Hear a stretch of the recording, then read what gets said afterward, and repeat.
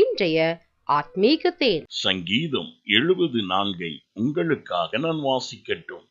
உம்மை தேடுகிற யாவரும் உம்மில் மகிழ்ந்து சந்தோஷப்படுவார்களாக.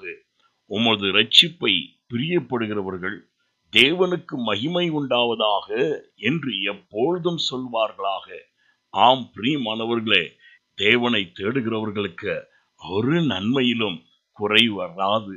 அவரை அதிகாலையில் தேடுகிறவன் கண்டடைவான்.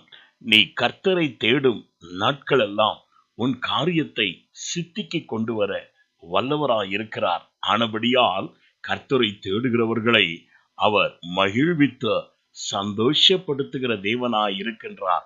மாத்திரமல்ல, நீ கடந்து செல்கிற சூழ்நிலைகளிலே தேவனே இதன் நிமித்தம் உம்முடைய நாமத்தை மகிமை எடுத்துக்கொள்ளும் என்று சொல்லி மனம் சோராதபடிக்கு எல்லா சூழ்நிலைகளிலும் தேவனுக்கு மகிமை செலுத்துகிறவனாயிரு.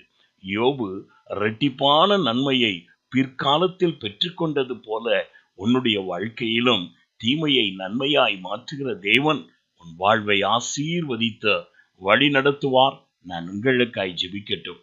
எங்களை அளவில்லாமல் நேசிக்கும் அன்புள்ள பிதாவே, எல்லா சூழ்நிலைகளிலும் உம்முடைய நாமம் ஒன்றே மகிமைப்பட வேண்டும் என்று சொல்லி எங்களுடைய உள்ளத்தில் வேண்டிய எண்ணங்களையும் எங்கள் உதட்டில் இருக்க வேண்டிய ஸ்தோத்திர பலிகளினால் எங்களை எப்பொழுதும் நிரப்புவீராக.